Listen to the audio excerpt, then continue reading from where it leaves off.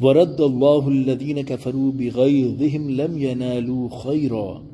ترجمہ کنز العرفان، اور اللہ نے کافروں کو ان کے دلوں کی جلن کے ساتھ واپس لوٹا دیا، انہیں کچھ بھی بھلائی نہ ملی۔ وَكَفَى اللَّهُ الْمُؤْمِنِينَ الْقِتَالَ، اور اللہ مسلمانوں کے لیے لڑائی میں کافی ہو گیا۔ وَكَانَ اللَّهُ قَوِيًّا عَزِيزًا، اور اللہ قوت والا، عزت والا ہے۔ تفسیر صراط الجنان،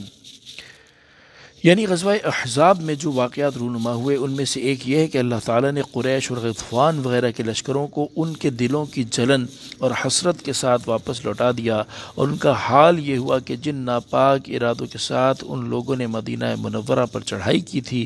ان میں سے کوئی بھی پورا نہ ہوا، اور وہ اپنے مقاصد میں ناکام و نامراد ہو کر واپس لوٹ گئے، اور اللہ تعالیٰ مسلمانوں کے لیے لڑائی میں کافی ہو گیا۔ چنانچہ مسلمانوں کو کافروں کے خلاف باقاعدہ لڑنا نہیں پڑا، اور دشمن نصرت الہی اور ہوا کی سختیوں سے بھاگ نکلے، اور اللہ تعالیٰ کی شان یہ ہے کہ وہ اپنے ہر ارادے کو ظاہر فرمانے پر قوت رکھنے والا اور ہر چیز پر غالب اور عزت والا ہے۔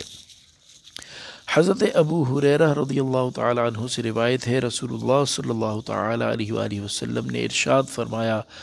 اس اللہ تعالیٰ کے سوا کوئی عبادت کا مستحق نہیں جو واحد ہے، جس کا لشکر غالب ہے، جس نے اپنے بندے کی مدد کی اور تنہا کافروں کی جماعتوں کو شکست دی، اس کے سوا کوئی چیز باقی نہیں ہے۔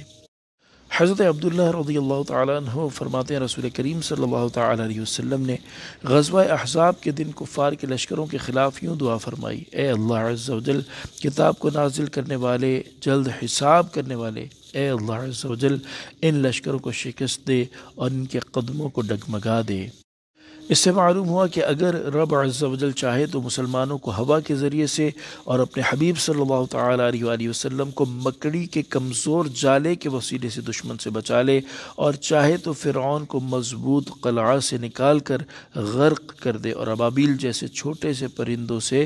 ہاتھیوں کو ہلاک فرما دے۔ صلو علی الحبیب صلی اللہ تعالی علی محمد صلی اللہ تعالی علیہ وآلہ وسلم۔